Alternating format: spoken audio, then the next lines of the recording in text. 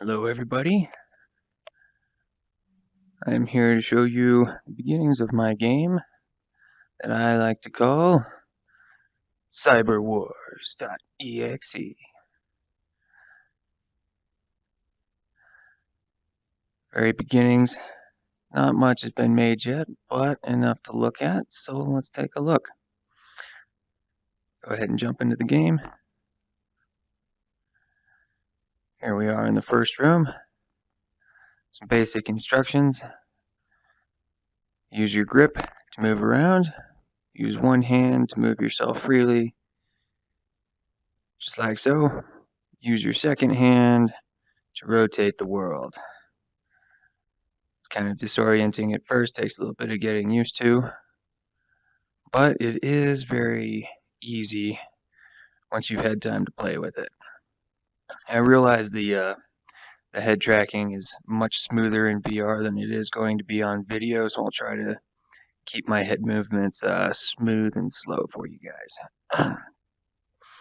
At the bottom we have our hold trigger, and this will activate the weapon that the player has in this game. It's a very simple sling. You let go of trigger, fire it off. I actually hit something, but that is actually very difficult to do, especially for new players. Just kind of give it a small spin and let go real quick. You can occasionally get a decent trajectory on it, but as you can see, it's not very easy to get a decent heading for it. You can just throw, but that's a little bit harder to do. It's also very weak. This weapon is not meant to be ranged. It's actually meant to be a melee weapon. So the longer you hold it, the more particles will appear in this stream. So you'll want to hold it down for quite a while, get a max particle count of 30. If you do a short throw, let's not look at that just yet. Short throw will throw about 2 of them, whereas if you let it charge up all the way, you'll have about 30. Much more powerful. Let's go look at our targets here. So like I said, it's supposed to be a melee weapon. If you spin it up a lot, you can get some decent reach on it. And once it's spinning, you don't really have to maintain it too much. But if you want it to come back, press in on the touchpad and it retracts. You can change your direction. So, let's see here. Targets will explode in one hit. Normal enemy will take about 10 of the particles on your weapon to destroy. You'll notice some specks floating by. Those are to help give you a sense of depth to the world around you, even though you're free floating. You can see the tiles on the walls and the floor, they're not consistent.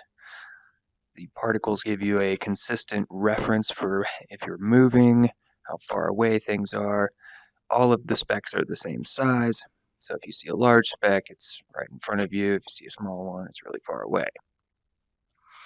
That helps a lot with depth perception in this game. Let's move on and make our way over here to the blue hall. There is a corresponding red hall across the way, but we'll not look at that today. We're going to look at the beginning of the game, which is through here.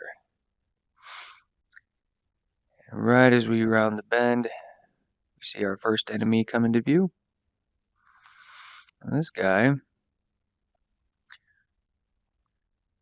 you can see, has a weapon just like ours. So this is to teach the player how to use the weapon. This guy will try to spin it up, bring it right past the player, hopefully hitting them. Oh, just like that. It's not terribly powerful. A couple of hits, and he'll be dead. You can knock them back with your particles. There we go. This guy drops our first key and goes to that door. So let's float down here, pick it up, just by moving into it. And that opens the door for us.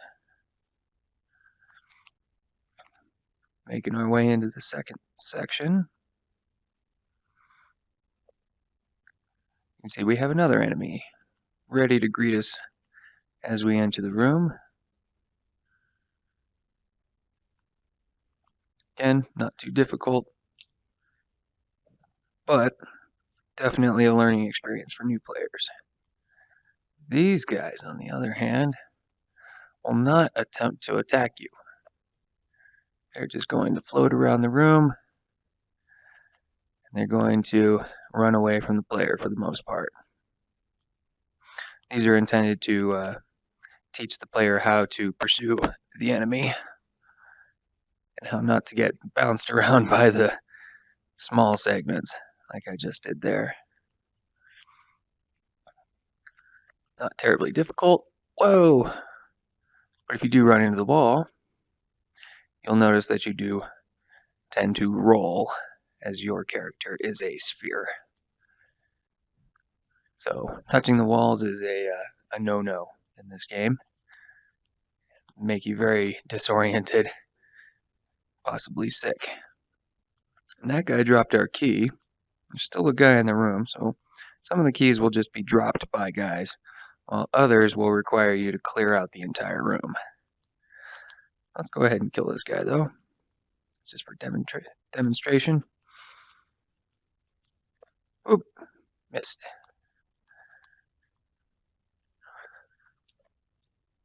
Oop, got him with a little bit of it. Oop, got him that time. Ooh, there we are.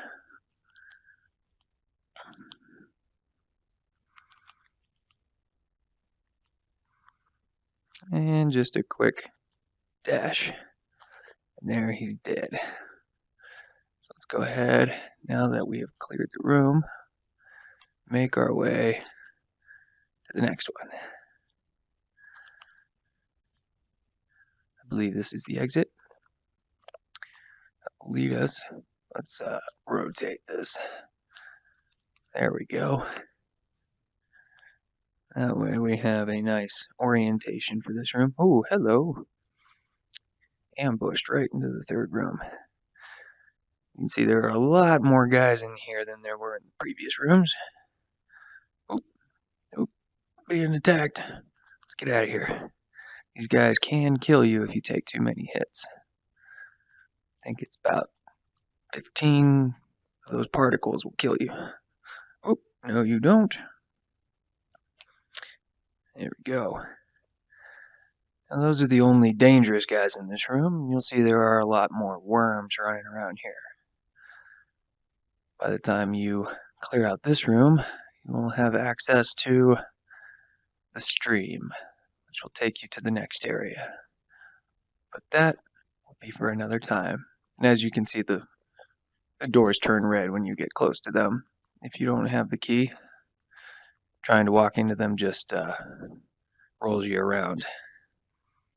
So I think I'll cut it here for this video. Let me know what you guys think.